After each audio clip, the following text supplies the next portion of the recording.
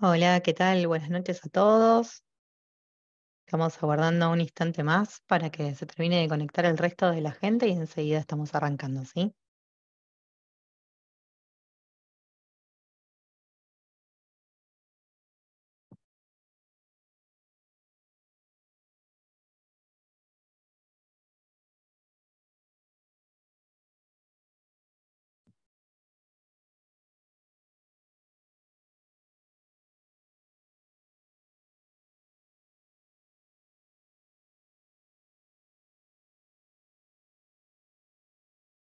Bueno, de mientras me voy presentando, mi nombre es Diana Mitchell, yo soy consultora de la iniciativa Angels y tengo el agrado de poder estar compartiendo esta noche con ustedes.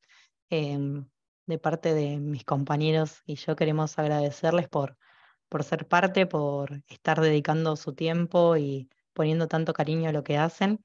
Desde nuestro rol como consultores vivimos el día a día y lo cotidiano del trabajo de campo y realmente verlos a todos ustedes que nos cruzamos en las instituciones y nos dicen, yo hice la titulación, yo hice una cosa, yo hice la otra, realmente nos llena de orgullo y nos da muchísimas ganas de seguir y realmente siempre es lindo contar con profesionales capacitados y súper entrenados y con ganas de cambiar la historia. Eh, pero bueno, obviamente no voy a estar sola, yo solamente estoy acá para acompañar a una gran profesional que es Nadia Tesore, que va a estar dando los módulos del día de hoy, que son el 14, el 15 y el 16. Nadia, además de ser una gran persona, ella es supervisora docente de enfermería en la sección de cuidados neurocríticos del Hospital Italiano de Buenos Aires y además es docente en la Universidad Favalora. Con respecto, vamos a aclarar algo rapidito, así ya después podemos darle curso a Nadia. Con respecto a lo que es las clases anteriores, vamos a estar subiendo los links y compartiéndolos. Esto lo vamos a poder hacer por correo electrónico. Cuando termine la clase, yo les voy a estar compartiendo mi mail personal para cualquier consulta que tengan sobre logueo, no logueo o cualquier inconveniente que tengan con la página, pero dejemos la sección de preguntas y respuestas específicamente para lo académico, así no entorpecemos a todas las respuestas que tengan con respecto al módulo que la necesitan a Nadia para eso. Así que ahí ya la dejo a ella para que pueda empezar a compartir. Bueno, muchas gracias, Dai, por la presentación. Muy buenas tardes a todos y a todas. Gracias por conectarse, gracias por acompañarnos. Estamos en el sexto encuentro de estas jornadas de apoyo a la titulación o curso de enfermería, ¿sí? Sobre el ACV de la iniciativa Angels. Así que bueno, espero que lo estén disfrutando, que les esté siendo de mucha utilidad, que puedan estar avanzando. Sabemos y estamos al tanto de que hay a veces algunas trabas, algunas barreras con la plataforma o con algunas situaciones, pero bueno, paciencia, van a ver que de a poquito se les va a ir resolviendo todo. Sí, los problemas de las plataformas por lo general a veces sucede porque mucha gente se conecta al mismo tiempo, entonces, pero nada, sepan que es algo que es momentáneo, vuelvan a intentar, vuelvan a entrar, si no pueden hacerlo en algún momento, vuelvan a intentarlo al día siguiente y así porque se está trabajando mucho en resolver todas esas cuestiones. Y, por ejemplo, a veces recibimos algunas dudas o consultas sobre el tema de que no les acepta la contraseña, que no pueden ingresar. Bueno, una de las formas de poder hacerlo, de poder ingresar, es poner el idioma. Vieron que arriba, ni bien uno se mete en la página, arriba dice seleccionar el idioma. Ahí pueden poner English, ¿sí?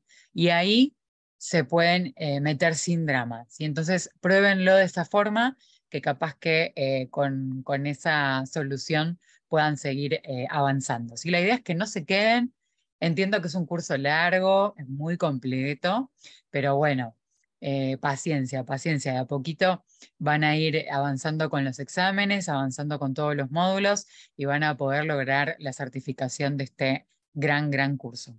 Este curso, como ya la mayoría, bueno, que lo empezó, habrán visto, es un curso súper completo, ¿sí? Sobre todos los cuidados del paciente que tiene una ACV y además tiene un montón de temas que nos sirven para todos los pacientes, lo cual Es una herramienta, yo creo, súper útil para nuestra profesión, para poder aprender sobre un montón de cuestiones, ¿sí? No solo de la CV en sí. Así que bueno, aprovéchenlo. Y bueno, y esto intenta que nosotros estemos mejores preparados el día de mañana para poder darle al paciente que tiene una CV los mejores cuidados, ¿sí? Bueno, como les contaba Dai, hoy vamos a, y mientras voy compartiendo mi pantalla, hoy vamos a seguir, ¿sí? Este es el sexto encuentro, recuerden, donde vamos a ver el módulo 14, el módulo 15 y el módulo 16, ¿sí? Quedan solo 2 encuentros nomás, el del martes que viene y el otro, y terminamos, ¿sí? Así que ustedes traten de seguir avanzando ahí en la plataforma para poder terminar junto con nosotras. Y si no es así, no se preocupen, una vez que esto termina, ustedes siguen, ¿sí? La idea es que nosotras les ayudemos, ¿sí? A que ustedes avancen con el curso. En las diapositivas ponemos los conceptos claves, lo más importante, lo más relevante de cada módulo, ¿sí? De forma resumida, porque bueno, son obviamente mucho más largos. Pero la idea es esta, que sea lo clave de cada módulo, que podamos ver hoy acá en estos encuentros con ustedes, para que tomen nota, apunten lo más importante y que eso después se lo puedan llevar a la plataforma y volcarlo en los exámenes y poder avanzar, ¿sí? Bueno, entonces, como les comentaba, vamos a hablar de nutrición, ¿sí? En el módulo 14 vamos a hablar de terapia del habla y del lenguaje en el módulo 15 y en el último módulo de esta tarde vamos a hablar sobre fisioterapia, ¿sí? Kinesiología. Vamos a empezar primero con lo que es el concepto terapéutico de nutrición, ¿sí?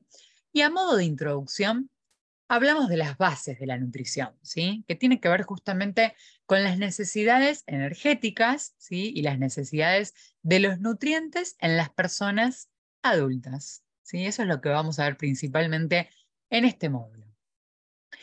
Primero, ¿cómo están formadas estas necesidades energéticas, ¿sí? Esto se va a dar o se va a calcular mediante unas siglas, ¿sí? Que son las que ven acá, ¿sí? IMB, que significa índice metabólico basal, ¿sí? Y a la vez vamos a hablar sobre el consumo de energía correspondiente, ¿sí? Depende qué estemos haciendo, si estamos acostados, si estamos corriendo, si estamos nadando. Ahora vamos a ver eso. Primero, saber cuáles son los valores del índice metabólico basal para individuos adultos sanos, ¿sí? Vamos a ver según el grupo etario. Si las personas tienen entre 20 y 30 años, ¿sí?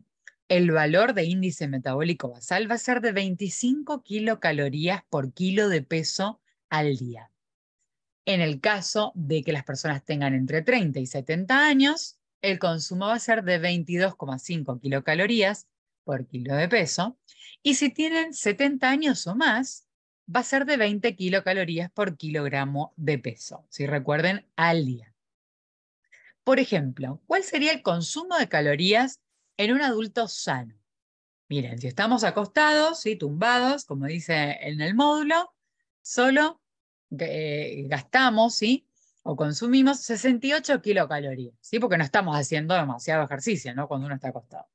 Ahora, ¿qué pasa si empezamos a caminar velozmente? ¿Sí? Vieron que cuando uno utiliza las caminatas como ejercicio, lo que nos dicen es que la caminata sea copiosa, que sea rápida, porque así uno consume más calorías, ¿no? Y eso nos hace adelgazar mucho más. En este caso son 350 kilocalorías. Miren la diferencia entre estar acostado y caminar, ¿no? Ahora, si uno se pone a trotar, ¿sí? A correr, ¿sí? Una carrera suave, ahí ya gastamos bastante más, ¿no? 750 kilocalorías por hora. Y si uno estuviera nadando, gastamos entre 640 kilocalorías por hora. Y este concepto es importante, ¿sí? Cuanto mayor sea la actividad, cuanto más fuerza hagamos, cuanto más desgaste tengamos, o mayor, ¿sí? sea más grave, digamos, esta enfermedad, mayor, uy, perdón, se me fue para el lado, mayor va a ser el consumo energético que tengamos, ¿sí?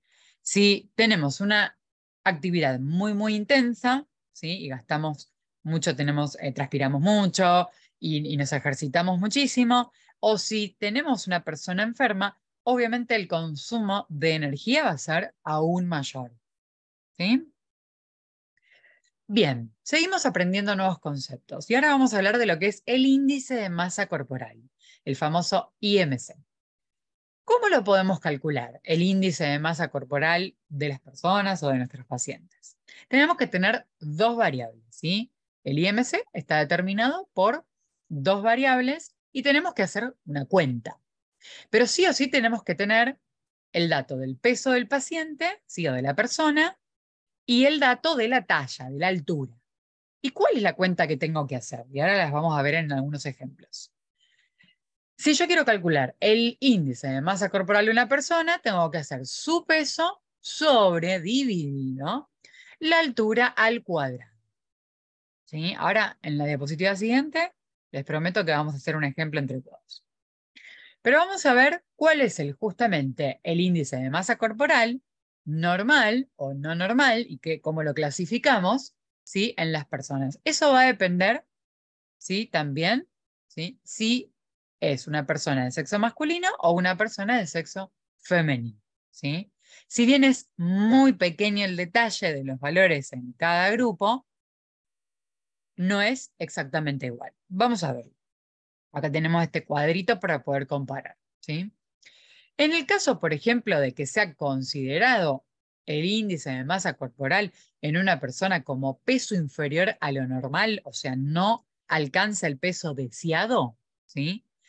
Es cuando el índice de masa corporal da inferior, ¿sí? O menos de 20. ¿Sí? Yo hago esta cuenta y me da menos de 20, quiere decir que tiene esa persona o ese paciente un peso menor al normal, inferior a lo normal, ¿sí? Al valor que debe tener para ser considerado un peso normal, ¿sí? En el sexo masculino, inferior a 20. Y en el femenino, como les decía, los detalles y las diferencias son muy chiquititas. En el sexo femenino, inferior a 19.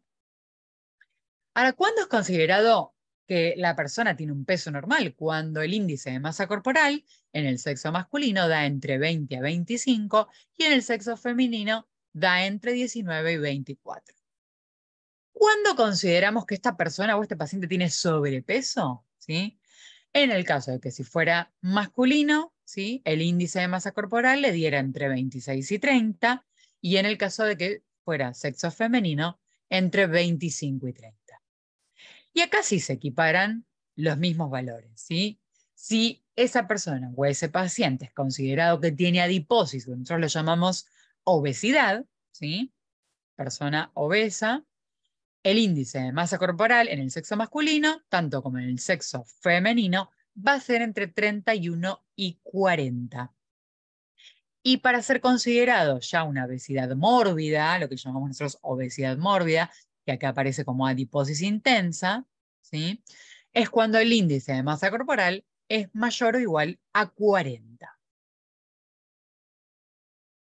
Vamos a hacer el ejemplo. Tenemos un paciente de 70 años que pesa 90 kilos, que mide 1,72 metros y su diagnóstico de base es diabetes, ¿sí? Bien, ¿tenemos las dos variables para poder calcular el índice de masa corporal? Sí, tengo el dato del peso, lo tengo. Tengo el dato de la talla, la altura, la tengo. Listo, puedo calcularlo, ¿sí? ¿El peso cuánto era? 90 kilos. ¿La talla de cuánto era? De 1,72. Pero recuerden que la talla es al cuadrado, por ende tengo que hacer 1,72 por 1,72, ¿sí? Y ese valor es el que tengo que dividir a 90, ¿no? 90 dividido esta cuenta, y en este caso del ejemplo me da 30,4, ¿sí? Entonces, en el ejemplo, este paciente, si quieren ponerlo en las preguntas y respuestas, ¿sí? ¿A ustedes qué les parece? Si tiene 30,4, este paciente tiene un peso normal, un peso inferior al normal, tiene sobrepeso o tiene obesidad. ¿Qué les parece?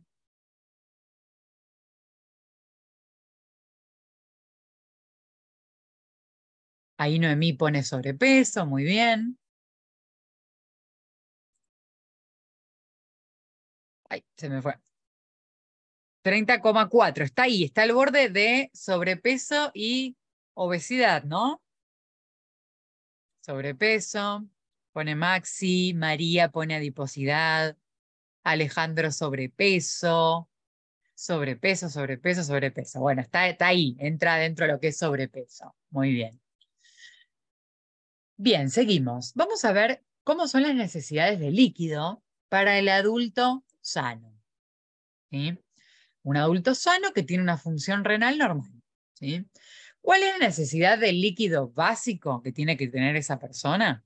Entre 30 y 40 mililitros por kilo de peso. ¿Sí? Acá también tenemos que saber el peso del paciente para poder calcular, ¿sí?, cuánto líquido necesita mi paciente. Ahora, a este valor igual tenemos que tenerlo en cuenta, ¿sí?, y considerar que este paciente, siempre vamos a poner el ejemplo del paciente porque somos personal de salud, así que supongamos que estamos calculándole justamente esta necesidad de líquido a nuestro paciente. Y ya sabemos que va a necesitar entre un 30 y un 40 mililitros por su kilo de peso, pero a la vez sabemos que su transpiración, ¿sí?, va a tener, o sea, una persona pierde líquidos a través de su transpiración, ¿no? Y en ese caso se calculan entre unos 500 y 800 mililitros, ¿sí?, que este paciente puede llegar a perder por su transpiración. Hay que considerar también todas las pérdidas de líquidos que el paciente pueda llegar a tener a través de sondas y drenajes. Y por último, también considerar todos los mililitros, ¿sí?, en el caso del el manual de la titulación, ¿sí?, dice que el paciente, si tiene, ¿sí?, más de 38 grados centígrados de temperatura corporal, ¿sí?, por cada grado de temperatura puede perder 1000 mililitros de líquido. Y aquí va el ejemplo también. Tenemos un paciente de sexo masculino que pesa 80 kilos. Entonces hacemos la cuenta, es una regla de 3 simples, y yo sé que para 1 kilo voy a necesitar 30 a 40 mililitros, para 80, X. ¿Sí? Entonces multiplicamos el peso del paciente por 30, y ahí me da 2.400, y si multiplico 80 por 40 me da 3.200. Esta va a ser el requerimiento, la necesidad de líquidos que necesita mi paciente, ¿sí?, mililitros por día. Ahora, yo sé que necesita esto, pero le tengo que reponer también estas pérdidas que habíamos hablado hace un ratito, ¿no? La sudoración, por ejemplo, en una persona, ¿no?, que hace ejercicio, o en un paciente que de repente estuvo toda la mañana trabajando con el kinesiólogo, que se paró, que caminó, que, ¿no?, que hizo ejercicios en la cama. Bueno, toda esa sudoración que se pierde, sí, que se genera al hacer ejercicio, se consideran 500, ¿no? Habíamos dicho, por ejemplo. Las pérdidas de drenaje las consideramos aproximadamente en 200 mililitros, más un paciente que está febril, por ejemplo, que tiene 39 de temperatura, le sumamos los 1000 mililitros al día. Y en este caso, si sumamos 2400 más 500 más 200 más 1000, nos da que este paciente, ¿sí?, varón de 84 kilos, va a necesitar una reposición, ¿sí?, o esta cantidad de líquidos, 4.100 mililitros al día. Y vamos a la nutrición, ¿sí?, al título de este módulo. ¿Por qué hablamos de nutrición cuando hablamos de un paciente que tiene una ACV? Bueno, porque sabemos que después de esta patología, ¿sí?, estos pacientes pueden enfrentarse a muchos problemas, y entre ellos, entre estos problemas, está justamente, ¿sí?, la dificultad para poder ingerir adecuadamente alimentos y líquidos. ¿Cuáles son algunos de estos problemas? Vamos a ponerle nombre y apellido. Por ejemplo, la disfagia, ¿sí?, o la odinofagia, que es el dolor al deglutir, ¿sí?, y esto lo vamos a englobar en lo que se llaman trastornos de la deglución. El paciente puede tener trastornos del estado de vigilia, o sea, del estado de atención. Puede estar somnoliento, puede estar estuporoso, ¿sí?, puede estar letárgico, y eso hacer que el paciente tenga ciertas dificultades para poder deglutir normalmente. Y también situaciones donde a estos pacientes, ¿sí?, se los pone en ayuno de forma oral, ¿no?, para ya sea hacerle algún estudio, ¿sí? Vieron que a veces se le pide hacer, por ejemplo, ¿no?, una resonancia magnética, y para hacerse la resonancia tiene que estar el paciente en ayunas, ¿no? O, por ejemplo, se le va a hacer una prueba de deglución y se necesita tenerlo en ayunas previamente, ¿sí? O tiene que ser intervenido quirúrgicamente, entonces también va a estar en otra situación de ayuno, ¿sí? Entonces, en todas estas situaciones es donde se empieza a ver o a denotar, ¿sí?, todos estos problemas justamente que van a hacer que el paciente no tenga una ingesta, perdón, adecuada de alimentos. Cuando suceden estas cuestiones, el soporte nutricional, ¿sí?, puede ser una solución, un camino, ¿sí?, muchas veces momentáneo, para estos pacientes. ¿Y qué tipo de soporte nutricional podemos proveerle a estos pacientes? Vamos a poder administrarle ya sea un soporte nutricional parenteral, ¿sí?, o un soporte nutricional enteral. Vamos a ver cada una de estas dos tipos de nutrición, ¿sí?, de dos formas de nutrir a nuestro paciente. Por un lado tenemos lo que es la nutrición parenteral, ¿sí?, que la nutrición parenteral, si la palabra lo dice, vamos a sí o sí requerir de un acceso venoso central, ¿sí? Un acceso venoso central que es de mayor calibre, donde vamos a poder infundir, ¿sí?, altos mililitros, ¿sí?, con muchos requerimientos a través de esta vía, la vía endovenosa. Muchas veces van a ver que para iniciar el proceso del soporte nutricional por vía parenteral, a estos pacientes hay que colocarles una nueva vía central, ¿no? Un acceso venoso central nuevo, ¿sí?, que esté libre de infecciones, ¿sí?, para poder empezar a iniciar este tipo de alimentación por bomba de infusión continua. ¿Por qué está compuesta la nutrición parenteral? Esto va a depender de cada paciente y cada necesidad, ¿sí?, nutricional que tenga, por supuesto, cada uno. Pero la mayoría de estas VAP, de estas bolsas de alimentación parenteral, están compuestas por aminoácidos, ¿sí?, que es la base de la nutrición parenteral. Son esenciales, ¿sí?, para la célula. Hidratos de carbono, ¿sí?, que el cuerpo justamente ya sabemos que lo va a utilizar para formar lo que es la glucosa, que es nuestro combustible propio, ¿sí?, que nos proporciona mucha energía. ¿Vieron cuando uno dice, estoy bajo de energía, me voy a comer un plato de fideos de hidratos de carbono para poder estar más enérgico y más fuerte? Bueno, de ahí viene. Los lípidos, ¿sí? Los lípidos también nos van a proporcionar una fuente de energía, ¿sí?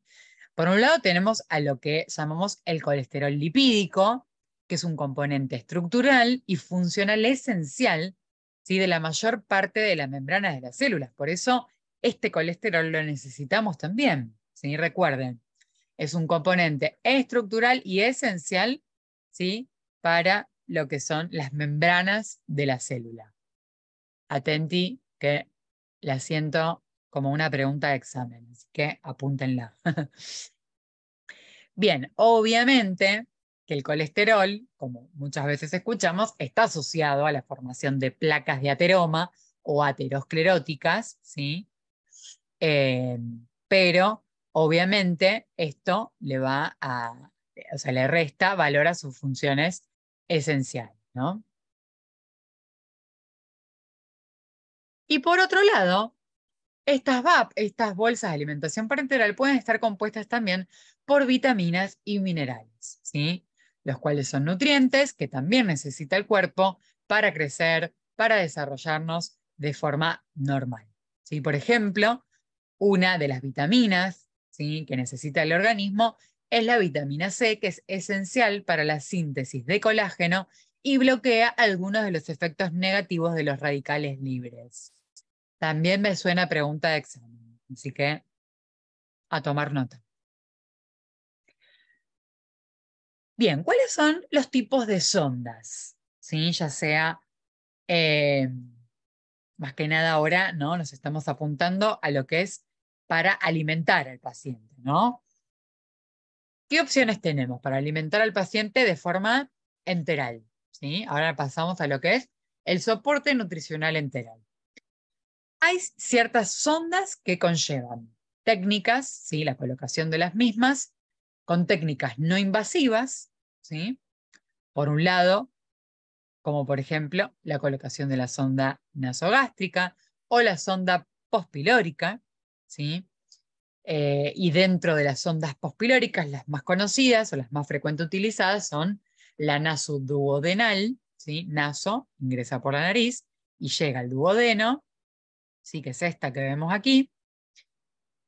Y por otro lado, la nasoyeyunal, que llega un poquito más allá, ¿sí? Entra por la nariz también, pasa por el estómago, ¿sí? Y además de entrar en la primera porción de lo que es el intestino, llega un poquito más, delgado, ¿no? Llega un poquito más allá, más lejos, al yeyuno, ¿sí? Otra porción del intestino delgado. Y son conocidas en la práctica diaria justamente con estas siglas, ¿no? La nasoduodenal, ¿sí? O la transpilórica, que es la que justamente nos dice que está pasando el píloro, ¿sí?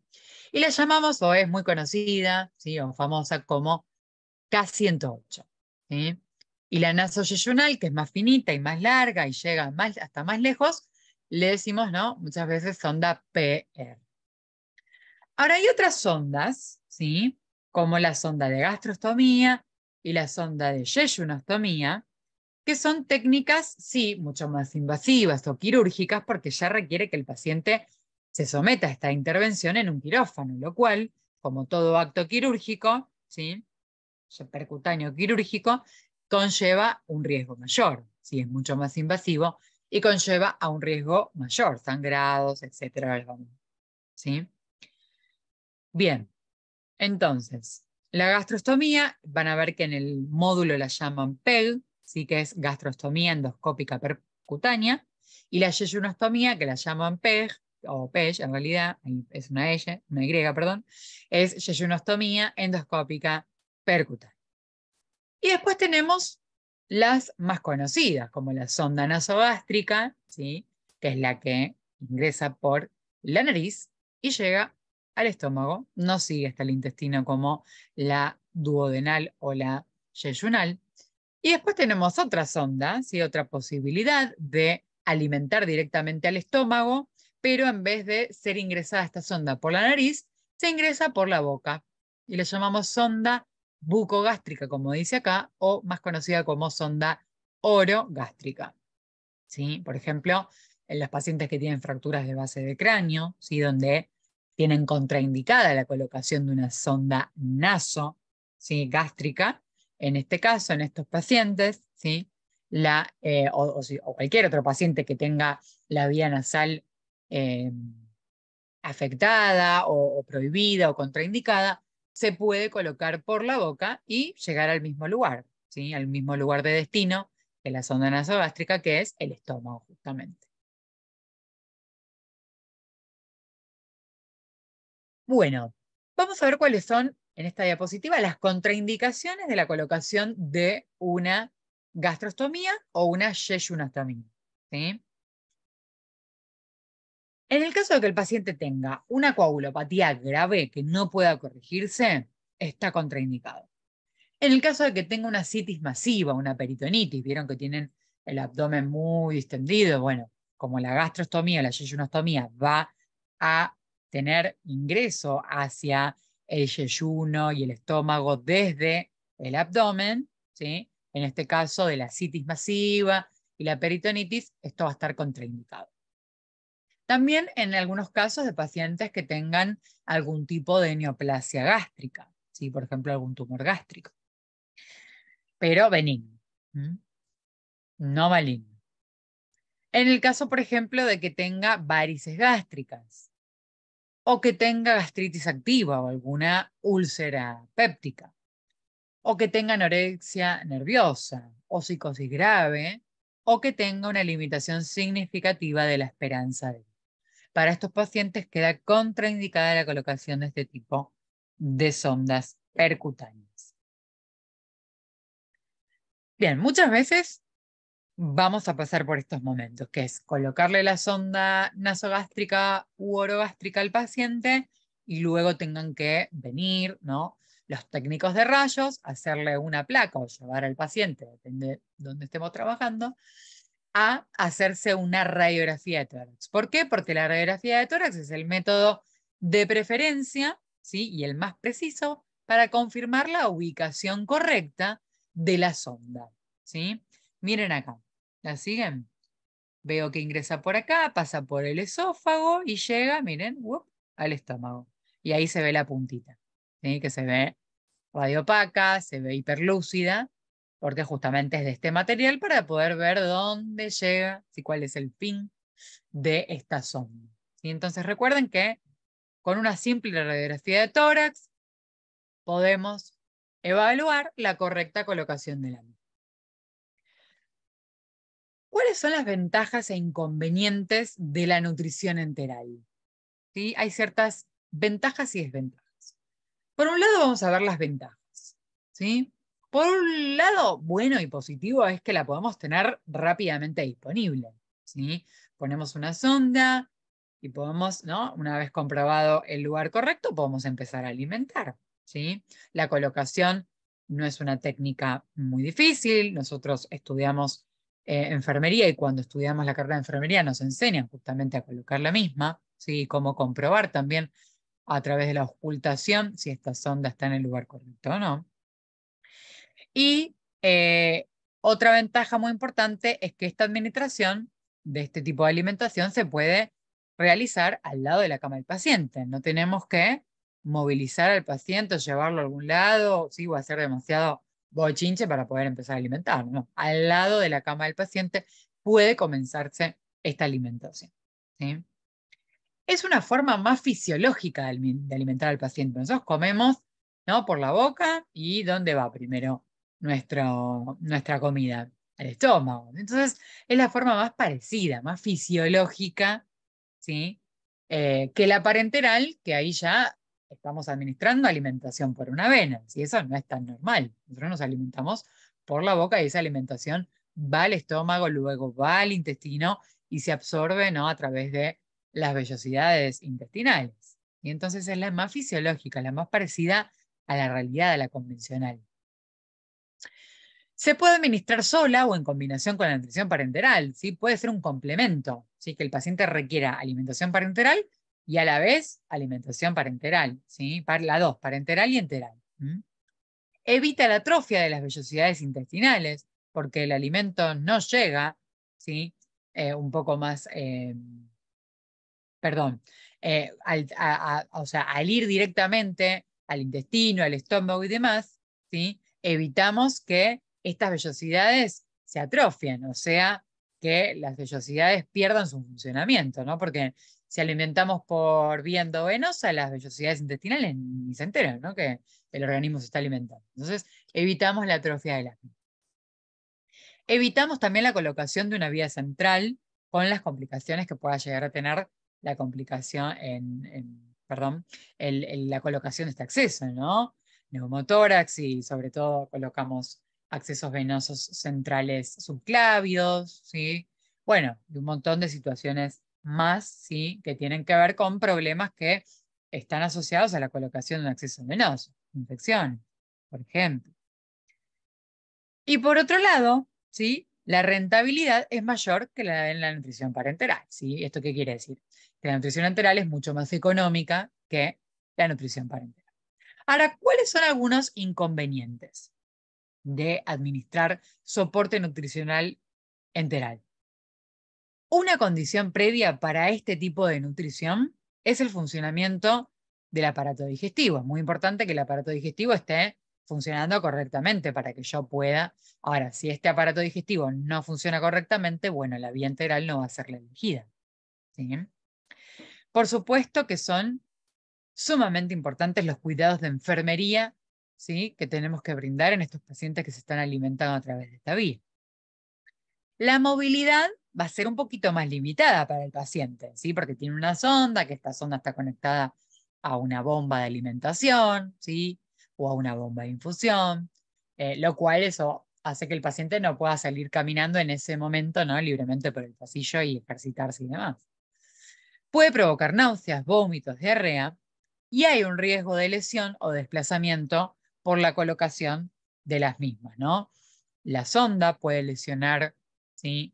Eh, orificios nasales. De hecho, hay pacientes que se recuperan después de un largo periodo de internación y a veces, a veces solo les quedó la lastimadura, ¿sí? Ahí en el borde de la narina, que bueno, suele ser una lesión muy molesta, una lesión que a veces acompaña, ¿sí? Durante mucho tiempo, muy dolorosa, ¿sí? Es una zona muy sensible, lo cual para evitar esto, ¿sí? Debemos rotar, ¿sí? La fijación, no dejar la misma por muchas horas, mucho tiempo, porque eso puede hacer presión, ¿sí? Con la sonda en el borde de la narina y generar úlceras nasales, ¿sí?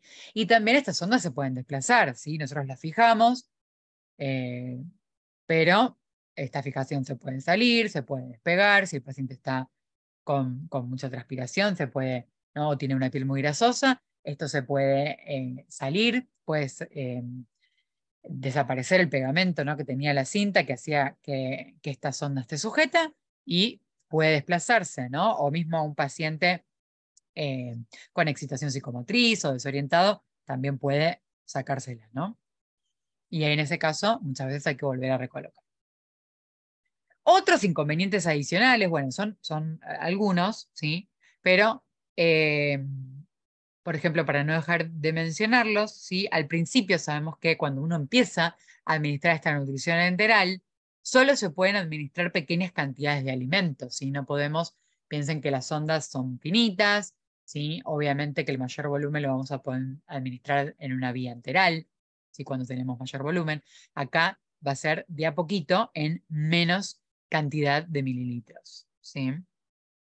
A veces pasa que no es suficiente, si no se cubren las necesidades calóricas, por eso luego se opta por una alimentación parenteral, ¿sí? Que eh, se administre de forma conjunta, ¿sí? Bueno, las lesiones mucosas o úlceras por presión que les comentaba, ¿sí? Y el reflujo del contenido gástrico, ¿sí? Recuerden que a veces, si nosotros tenemos un paciente que se está alimentando por sonda enteral, ¿sí? Y a este paciente lo tenemos que poner a 0 grados porque lo vamos a higienizar, lo vamos a bañar o le vamos a hacer un procedimiento que requiera que este paciente esté a 0 grados. Bueno, en ese caso sabemos que tenemos que suspender la alimentación por ese momento. ¿Por qué? Por reflujo, ¿sí? O puede ser por vómitos y demás, esto genere neumonías aspirativas, ¿sí? Lo cual va a requerir antibiótico, ¿no? Etcétera, etcétera. Entonces es muy importante, neumonías asociadas también a lo que es la ventilación, ¿no? Y se le van sumando complicaciones. Y algunos otros inconvenientes, ay, se me fue la diapositiva, que tiene que ver con las gastrostomías o las yeyunostomías, es que, bueno, como ya habíamos hablado también un poquito, es que requiere de una intervención quirúrgica. Como cualquier intervención quirúrgica, está este procedimiento también pueden llegar a tener su complicación, como por ejemplo hemorragias, infecciones, perforaciones, desplazamientos, etc. Bien, ¿vamos bien hasta acá?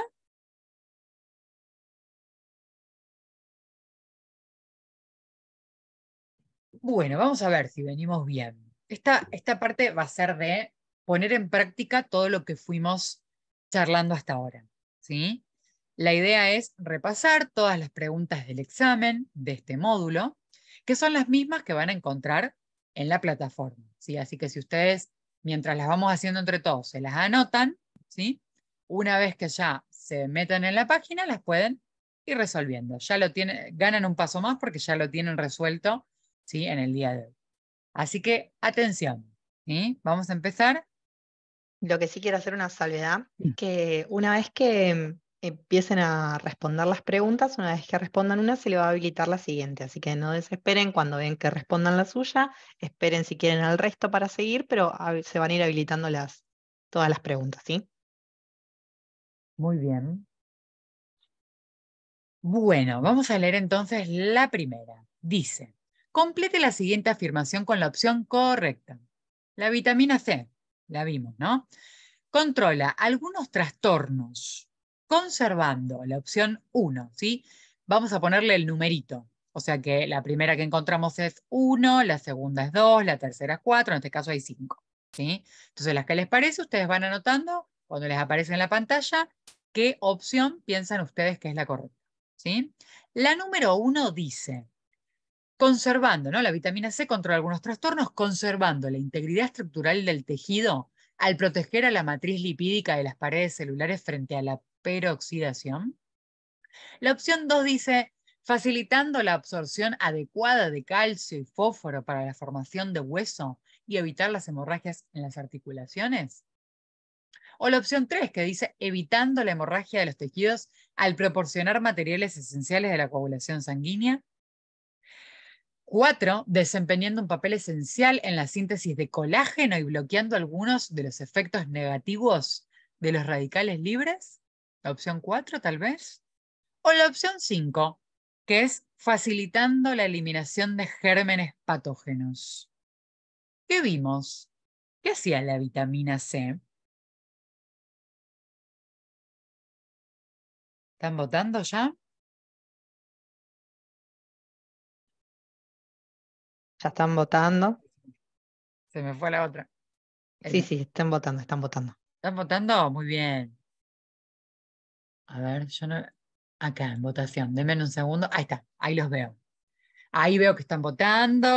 Va ganando una por mucho más que la del resto. La opción 2 no tiene ni un solo voto, pero el resto todas tienen votos. Pero la opción 4 va teniendo un 50% de las respuestas, ¿eh?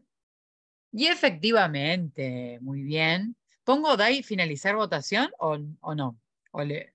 Si finalizás la votación, se va a finalizar por completo. Si ellos van viendo más abajo, pueden ir respondiendo el resto de las Ah, abajo preguntas. están, ahí las veo, perfecto. Exactamente, porque están todas las preguntas del módulo. Si finalizamos ahí la votación, se Excelente. van a cerrar todas. Listo, entonces eso, vayan haciendo eso de ir bajando, así pueden responder la siguiente. Y exacto, era la respuesta número 4, ¿sí? Desempeñando un papel esencial en la síntesis de colágeno y bloqueando algunos de los efectos negativos de los radicales libres. Era la opción correcta, la número 4. Muy bien. Vamos a la siguiente. Complete la siguiente afirmación con la opción correcta.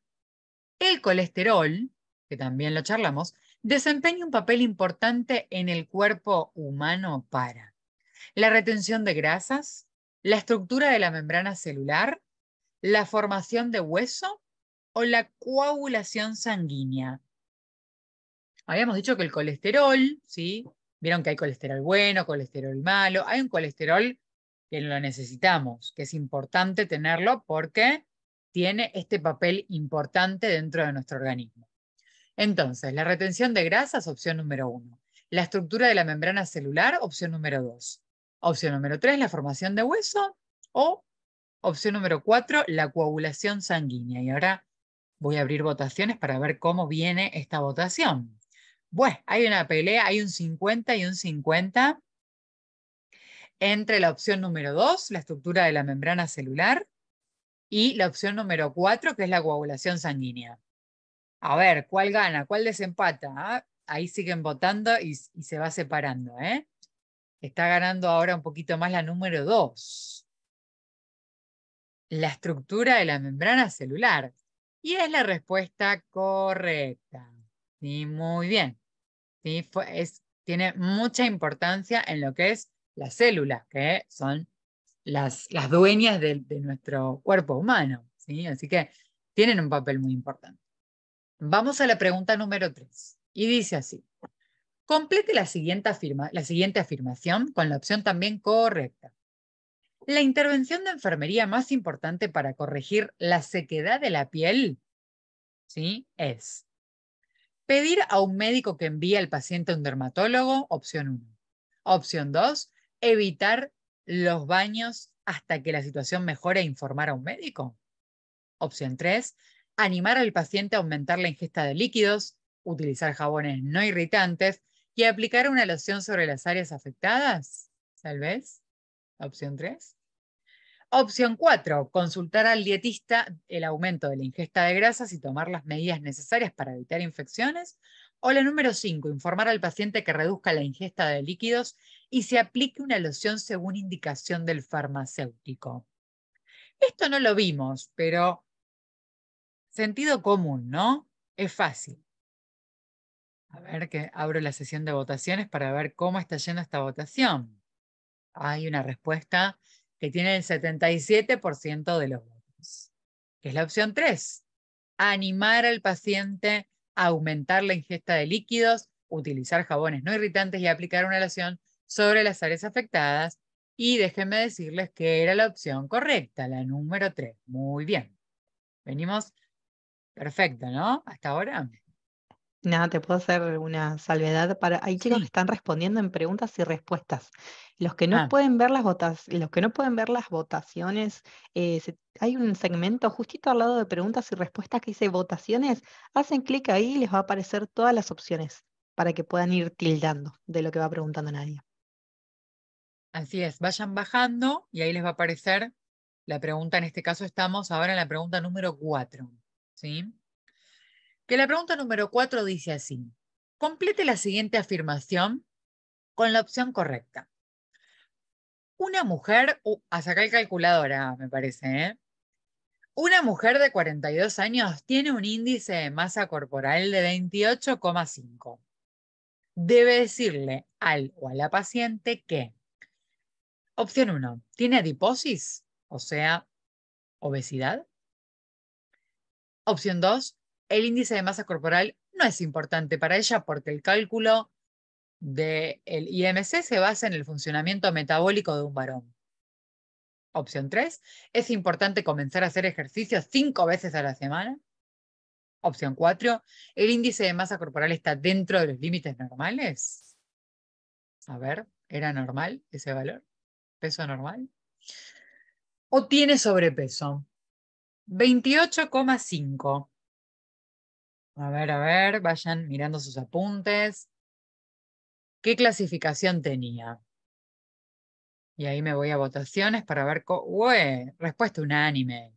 100% de puntos para la opción número 5. Y es la opción correcta. Muy bien. Tiene sobrepeso. Excelente. Vamos a la pregunta número 5 ahora. Complete la siguiente afirmación con la opción correcta. El método preferido y más preciso para confirmar la colocación exacta de una sonda de alimentación nasogástrica es: opción 1, obtener una radiografía de abdomen. Opción 2, introducir de 5 a 20 mililitros de aire en una sonda mientras se escucha sobre el estómago con el fonendoscopio. Opción 3, obtener una radiografía de tórax. Opción 4, introducir de 15 a 20 centímetros de agua en el estómago y escuchar sobre el estómago con el... no me sale ahora el nombre que lo usamos, el telescopio. El estetoscopio. Estetoscopio, era para terminar en escopio. Yo ya me iba a ver las estrellas, ¿viste? Nada que ver, no. El estetoscopio. Muy bien. O la opción número 5, que es aspirar de 20 a 30 mililitros de secreciones gastrointestinales y analizar el valor del pH. A ver, esas votaciones. ¿Será la opción 1, la opción 2, la opción 3, la opción 4 o la 5? A ver. Bueno, está peleado, ¿eh? Está peleado, hay un 50% en la opción número 2, que era introducir de 5 a 20 de aire en la sonda mientras se escucha sobre el estómago con... Eso es algo que hacemos, está bien, pero no alcanza, ¿sí? No es que una vez que yo escucho con el estetoscopio el sonido de que esa sonda está en el estómago, listo, me da una tranquilidad en ese momento de que la sonda está ¿sí? En un gran porcentaje, o lo más probable es que esas ondas estén en el estómago, pero necesitamos un método y la opción correcta era justamente la número 3, la opción 3, tener una radiografía de tórax, ¿sí? Para comprobar específicamente que esa sonda, ¿sí? Porque a veces puedo pensar que escuché que esa sonda estaba ahí y al final eran otros ruidos, o la escuché lejos y pienso que está, pero en realidad está en pulmón, ¿sí? Entonces, muy importante tener una radiografía de tórax siempre que colocamos la sonda nasogástrica. Nos vamos a la otra, la pregunta número 6. Complete la siguiente afirmación con la opción correcta. Las necesidades básicas de líquido de un adulto sano se calculan, a ver, esto lo vimos, basándose en 2 litros de líquidos diarios para todos y todas, basándose en 3 litros de líquidos diarios, por instrucción del médico, o utilizamos en la opción 4 30 a 40 mililitros por kilo de peso corporal, o la opción 5 que dice utilizando 60 a 70 mililitros por kilo de peso corporal. ¿Cuánto era que había que multiplicarlo por el peso del paciente? A ver, me voy a votaciones para ver cómo está esto. Está peleado. Esta pregunta está peleada. La número 6, hay un 50% en la opción número 2, que dice basados en 3 litros de líquidos diarios, y la opción 4, que dice utilizando entre 30 a 40 mililitros por kilo de peso corporal. Y efectivamente era la opción número 4, utilizando de 30 a 40. Recuerden que hicimos el ejemplo, ¿no? Del paciente que pesaba 80 kilos. Y la pregunta número 7 dice, ¿cuál no es una contraindicación para la colocación de una gastrostomía endoscópica percutánea? Habíamos visto que había algunas contraindicaciones. Hay una que no es una contraindicación. Hay que seleccionar cuál no. La opción 1, coagulopatía grave que no puede corregirse. Opción 2, psicosis grave. Opción 3, cáncer de esófago. Opción 4, neoplasia gástrica. O opción número 5, gastritis activa o úlcera péptica. Hay una que no nombré, de hecho les dije que eso no necesariamente puede ser una contraindicación. Me voy a la votación y veo que la opción número 3, que sería cáncer de esófago, está ganando en un 80% y hay algunos que están seleccionando la opción número 4, que era una neoplasia gástrica, pero la neoplasia gástrica era una contraindicación, ¿sí? Y la que no era, justamente, era la opción número 3, que era cáncer de esófago. Muy bien. Bueno, y así nos vamos al módulo número 15, ¿sí? El segundo módulo de esta tarde, donde vamos a hablar de un tema muy interesante y que tiene mucha relación con un paciente que tiene una ACV, ¿no? Porque una de las secuelas o uno de los síntomas que a mí me puede estar avisando que ese paciente tiene una ACV es justamente un trastorno del lenguaje. Entonces, hoy vamos a hablar de este tema para aprender sobre todo conceptos que yo me tengo que llevar para poder entender qué es lo que le está pasando al paciente, poder ponerle nombre a eso que yo estoy detectando que este paciente tiene, o que de repente leo en la evolución médica, ¿sí? Tomo la guardia, me pongo a leer la historia clínica del paciente y escucho la palabra, leo la palabra afasia, o leo broca, o leo disartria, o leo una anomia, ¿no? Mi paciente tiene una anomia. Bueno, esas palabritas, ¿a qué hacen referencia? Vamos a empezar primero con el significado, ¿sí? Específicamente de lo que es el trastorno de la afasia, ¿sí? La afasia es la incapacidad, ¿sí? O la alteración del lenguaje adquirido que se produce por una lesión cerebral, ¿sí? Por lo general, cuando esta lesión se encuentra en el hemisferio izquierdo, ¿sí? En el 97% de las personas tenemos estas áreas del lenguaje, que las vemos aquí en este dibujito, el área de Broca y el área de Wernicke, que ya les digo, en la mayoría de las personas, en un 97%, se van a encontrar en el hemisferio izquierdo, por eso lo llamamos el hemisferio dominante, ¿sí?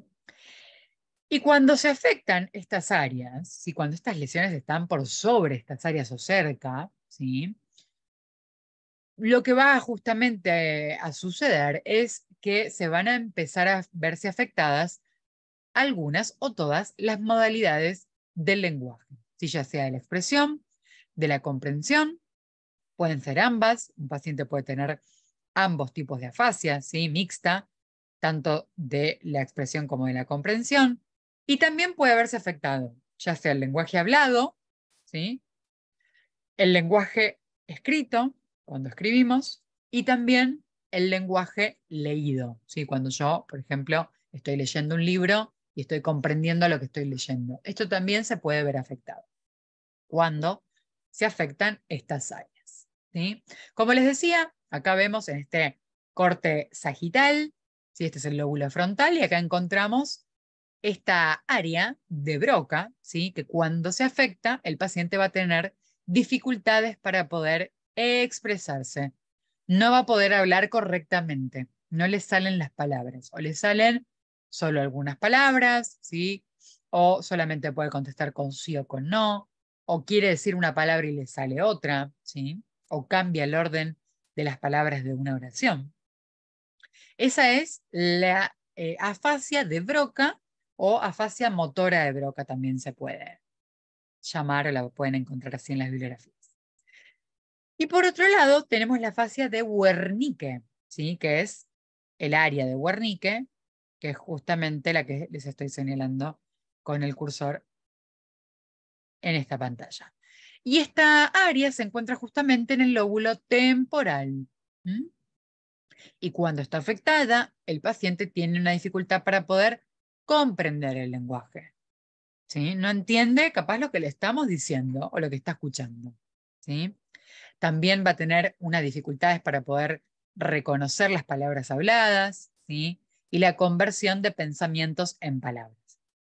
Una forma, unos tips para ayudarlos a acordarse, ¿sí? ¿Qué trastorno tiene o cuál es la función, digamos, de cada área? Es que el área de Broca me hace acordar a qué palabra. Boca, que justamente yo uso la boca para poder expresarme, ¿sí? Broca, boca. Entonces el área de Broca justamente es el área encargada de la expresión del lenguaje.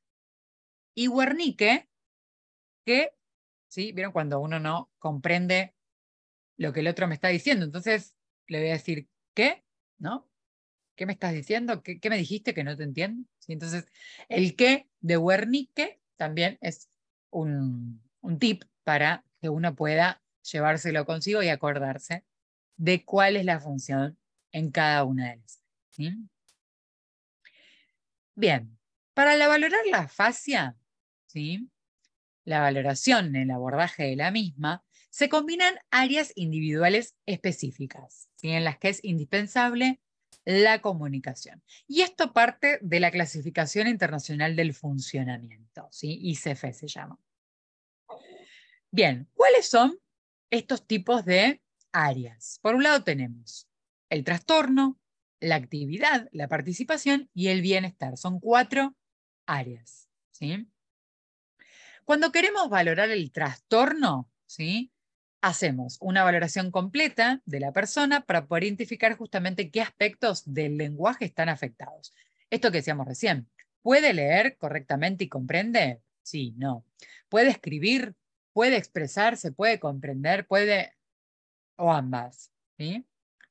Ahora, lo que tiene que ver con la actividad, tiene que ver con las habilidades del individuo, la capacidad para poder comunicarse funcionalmente, y también se evalúa o se valora lo que es el entorno de la comunicación para poder justamente entender las posibilidades de la misma. Cuando hablamos de la participación, tiene que ver justamente con identificar los aspectos, ¿sí? De la vida o del papel que desempeña cada persona, ¿sí? Actividades de la vida diaria, que le van a resultar alterados por el déficit de la comunicación, ¿sí? A partir de eso, de esa situación donde se identifica ese déficit, ¿sí? Podemos justamente poder determinar cuáles son las preferencias en cada una de los pacientes y las prioridades para poder establecer objetivos, ¿sí? De participación a corto y a largo plazo. Y por otro lado, la la otra área era el bienestar, ¿sí? Y en este caso se valora determinando el estado mental y emocional del individuo mediante una valoración formal e informal, ¿sí? Para poder justamente descubrir su motivación y su disposición para poder participar de la terapia, ¿sí?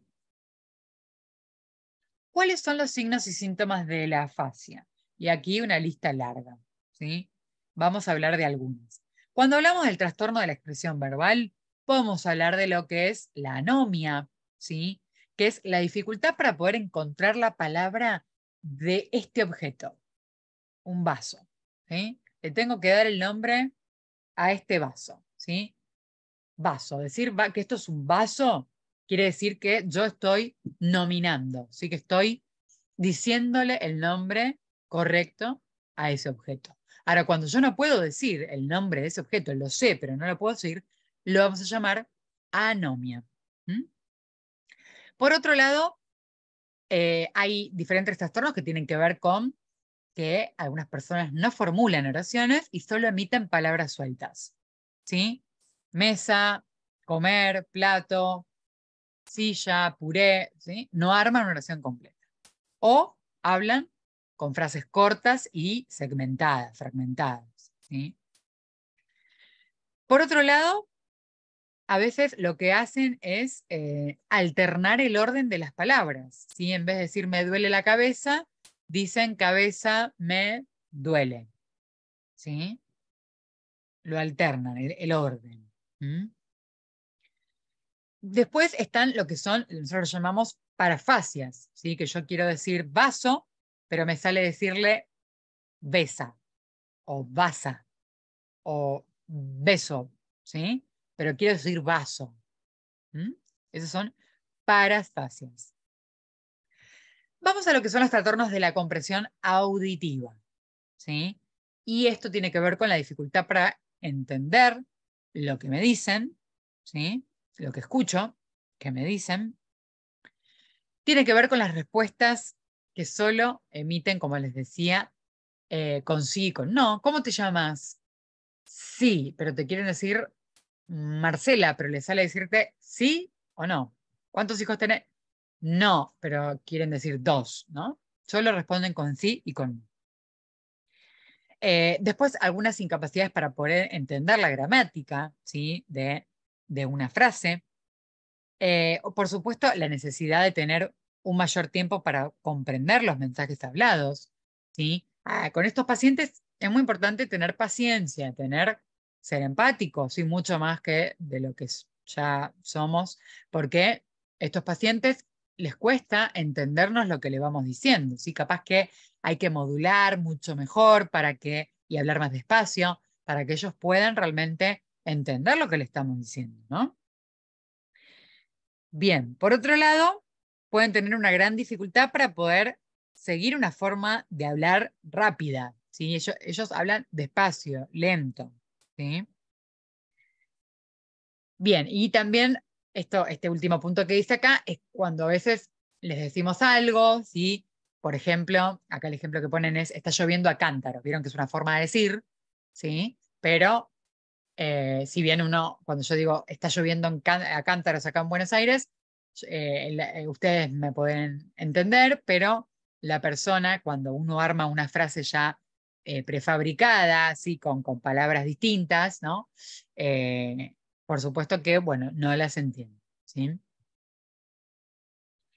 Bien, otras dificultades tienen que ver con el trastorno para poder comprender la lectura, ¿sí? Que se lo vamos a llamar alexia, ¿sí? Para comprender un material escrito, para reconocer algunas palabras mediante la vista, para esta incapacidad para poder expresarse con palabras con sonidos, ¿sí?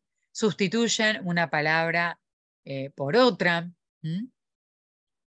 Y por otro lado, otra palabrita, otro concepto, que es la agrafia, que es un trastorno del lenguaje escrito en este caso. ¿Sí? No puedo escribir correctamente. ¿Sí? A veces tienen todo, a veces tienen uno solo, sí, solo no pueden hablar, pero sí pueden escribir, o sí pueden. Por lo general va acompañado, ¿sí? Cuando uno no puede expresarse, acompaña también la alexia y la agrafia, ¿sí? Y cuando hablamos, como les decía recién, de los trastornos del lenguaje escrito, de la agrafia, este paciente va a tener dificultades para poder leer o copiar letras, palabras, frases, ¿sí? Para poder escribir, ¿sí? Solamente palabras aisladas, van a sustituir letras, ¿sí? O palabras incorrectas, van a tener dificultad para poder deletrear, ¿sí? O escribir en sílabas, o de repente empiezan a escribir palabras sin sentido, o frases mal construidas que no tampoco tienen sentido, y también frases gramaticalmente incorrectas. Este módulo también nos habla de la disfonía, ¿sí? Y como nos habla de la disfonía, que es la dificultad para poder, ¿no? Cuando uno dice, me quedé disfónico, grité, me fui en recital, me fui a la cancha y me quedé disfónico, ¿no? Esa disfonía justamente es cuando uno no puede crear la voz. Ahora, primero tenemos que ver cómo se crea esta voz, ¿sí? ¿Cómo se produce la voz? Se produce, ¿sí? Al justamente las cuerdas vocales cerrarse en aducción, ¿sí? Y acá lo vemos, en esta imagen. ¿Ven? Estas son las que vemos acá, son cuerdas vocales, acá están abiertas, ¿sí? Cuando uno inspira, ¿sí? ¿Ven? Si yo inspiro al mismo tiempo no puedo hablar, ¿no? Acá están abiertas, no sale la voz. Pero ¿qué pasa cuando yo estoy hablando al mismo tiempo? Ven que no estoy respirando, ¿no? De hecho, tengo que pausar para poder tomar una bocanada de aire, ¿no? Entonces, cuando yo quiero hablar, estas cuerdas vocales se cierran en aducción. Y eso permite que nosotros podamos fonar, hablar, y que podamos justamente cuando deglutir, ¿sí? Estas cuerdas vocales al cerrarse, esta comida no se nos vaya para los pulmones y demás, ¿no? Estas cuerdas vocales, cuando se cierran, van a resonar en las cavidades faringias, bucal y nasal y logran dar forma a lo que son las palabras, ¿sí? ¿A través de qué? A través de los órganos, ¿sí? De el habla, como la lengua, los labios. Verán que yo estoy hablando y utilizo los labios, ¿sí? La lengua para poder hablar, lo que son todos los músculos faciales. Si yo tuviera paralizados los músculos faciales, difícil poder hablar y gesticular y modular correctamente, ¿no? Eso lo vemos mucho en los pacientes que tienen una ACV, ¿sí? Y tienen este foco facial, ¿sí? Esta paresia o plejía facial que impide justamente que el paciente pueda modular correctamente, ¿no? Bien, y por otro lado, cuando hablamos de la disfonía, ¿sí? Cuando esta voz no sale, ¿sí? Porque hay un daño en las cuerdas vocales, o puede ser porque hay una alteración en la calidad vocal, el tono, el volumen o el esfuerzo vocal que impide justamente la comunicación o reduce la calidad de vida, ¿no? Porque muchas veces utilizamos la voz para poder comunicarnos, el cantante para poder cantar, el locutor para poder hablarle, ¿no? en la radio, etcétera, etcétera. Bueno, también aparece otro concepto dentro de este módulo, que es la disfagia, ¿sí? Muchos de nosotros sabemos lo que es la disfagia, ¿no? Que es un trastorno de la deglución, ¿sí? Dificultades para poder deglutir correctamente. Y esta disfagia es frecuente luego de una ACV, por eso aparece fuertemente en este módulo, ¿sí? La detección de la misma, de la disfagia, es muy importante cuando uno recibe a este paciente, ¿sí? Con diagnóstico de ACV en la fase aguda.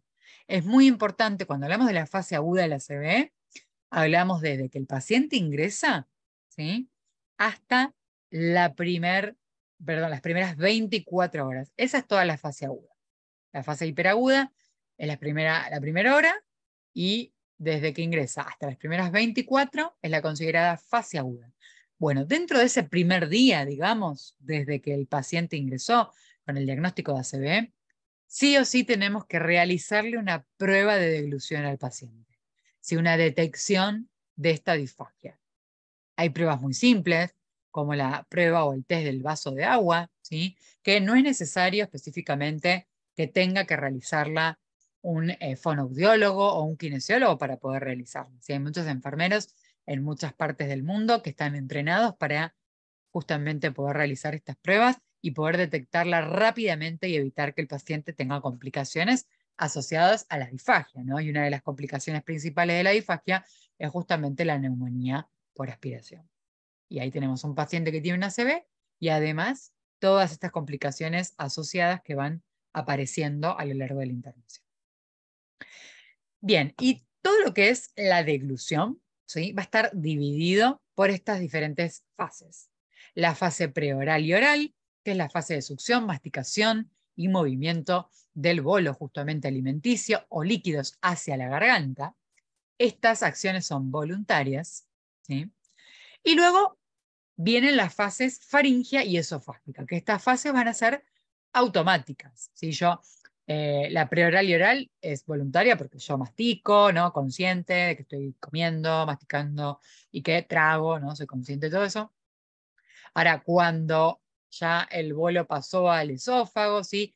Y a través de los movimientos peristálticos del esófago y del estómago, esta comida sigue su camino, ¿sí? El tracto digestivo, todo eso empieza a ser automático.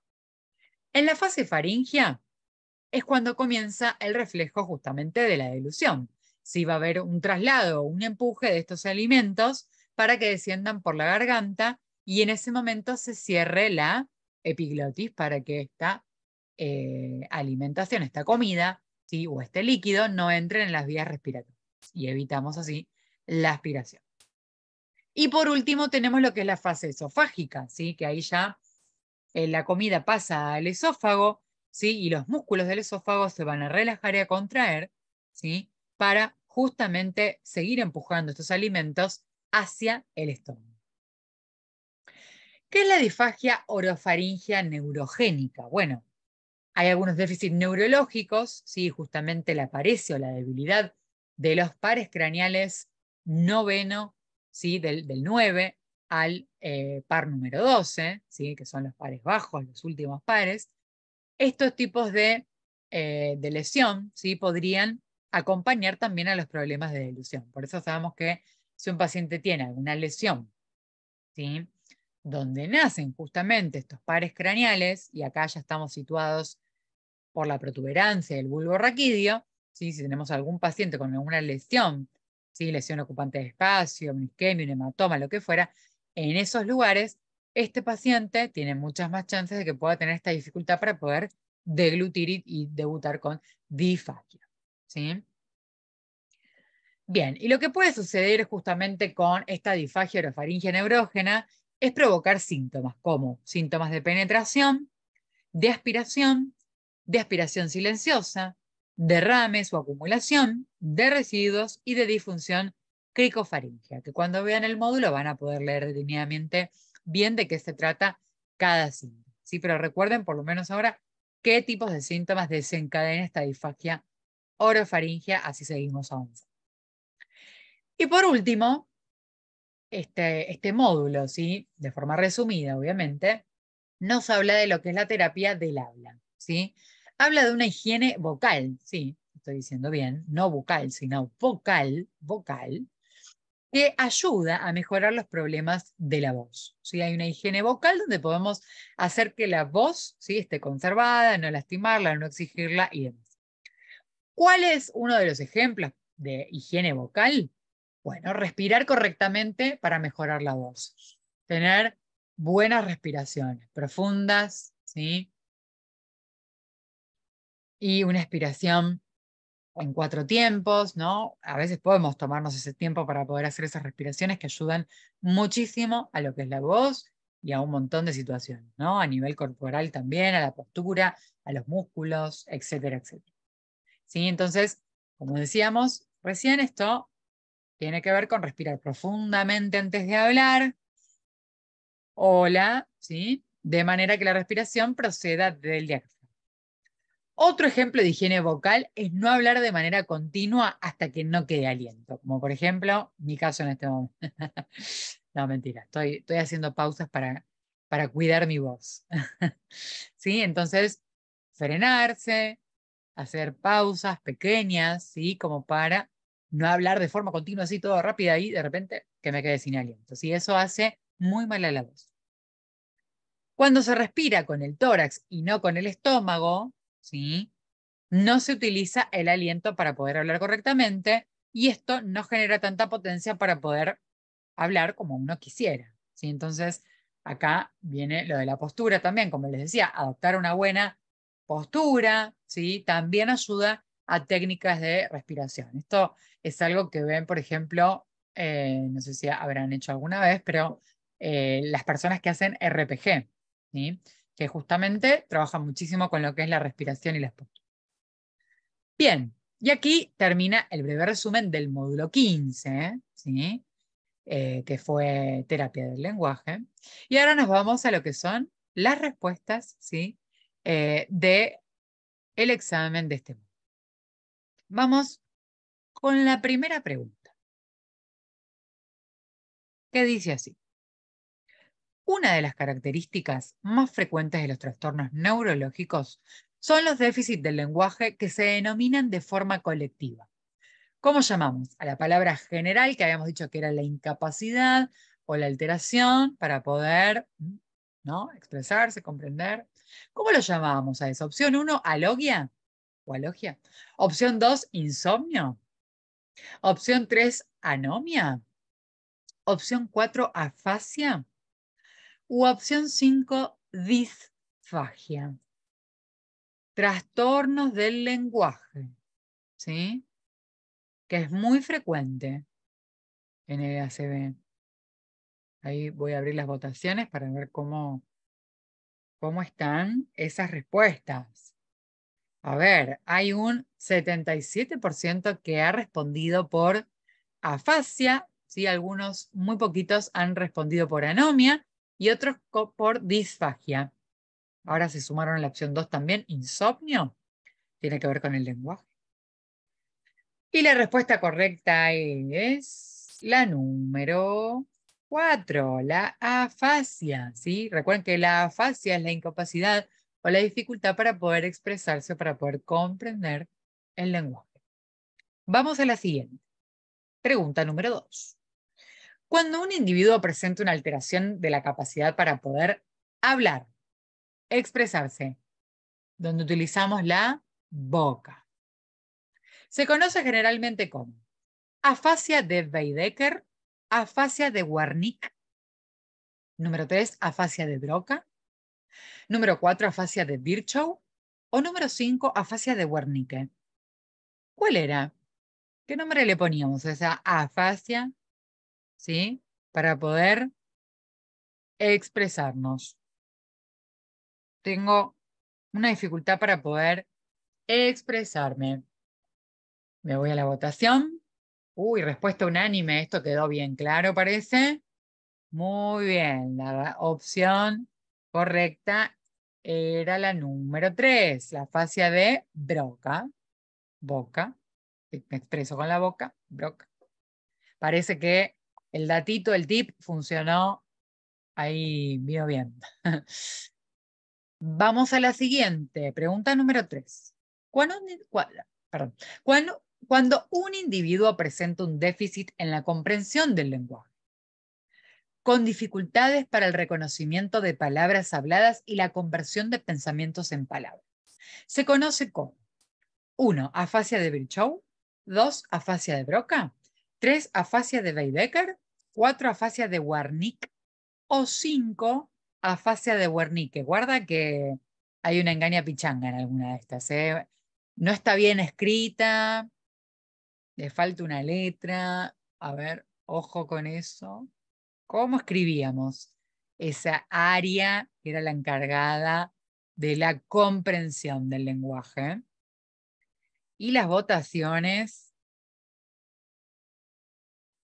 a ver, pregunta número 3, ¿están votando? Ah, no me aparece nada, ¿puede ser? ¿Estuvieron votando acá la número 3? Todavía no están votando en la número 3. No, ¿no? Estamos en la número 3. Igual se repite en algunas preguntas del chat. Hay gente que dice que no les aparece la opción de votar. Si están desde el Ah, celular, lo más probable es que tengan que deslizar la pantalla porque no aparecen todas las opciones juntas. Entonces, si alguno dice no me aparece y está desde un celular, Desliza en la pantalla a ver si le aparece abajo la opción de votación, justo al lado de preguntas y respuestas. Ahí está, ahí empezaron a votar. Bien, la mayoría está diciendo que es la opción número 5, afasia de Wernicke. ¿Qué? ¿Qué me dijo? No comprendí lo que me dijo. ¿Qué? Muy bien, era Wernicke. Excelente, la número 5. Vamos a la siguiente. La evaluación, sigue, bajen, que ahora les va a aparecer la pregunta número 4 para responder. La evaluación del abordaje de la afasia combina áreas individuales específicas en las que es indispensable la comunicación. ¿Qué área no forma parte de la evaluación? Vieron que habíamos visto que podíamos valorarlo, ¿no? Según el área individual, ¿no? Habíamos hablado de trastorno, opción 1, pero esta, ojo que la pregunta es, ¿qué área no forma parte? ¿Cuál no nombramos? La 1, trastorno, ¿la nombramos? La 2, bienestar. La 3, participación. La 4, estado físico, ¿la nombramos? ¿Estado físico? O la 5, actividad. ¿Cuál es la respuesta correcta? ¿Qué numerito?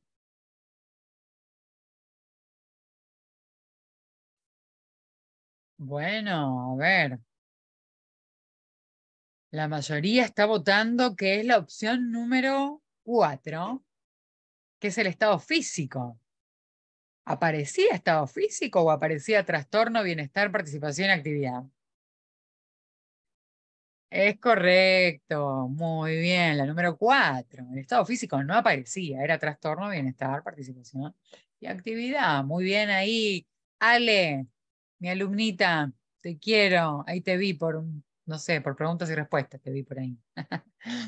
Bueno, ¿cuál de las siguientes finales de la frase no es correcto? No es correcto. ¿Sí? Pregunta número 5, bajen, que ahí pueden ya seleccionar. Dice, las dificultades para escribir después de una CB, que se denominan agrafia, incluyen, entre otras, sustitución de letras o palabras incorrectas, opción número 1. Opción número 2, deletreo o escritura de sílabas o palabras sin sentido. Opción número 3, probar con palabras. Opción número 4, escritura de frases gramaticalmente incorrectas. O opción número 5, dificultad para leer o copiar letras, palabras o frases.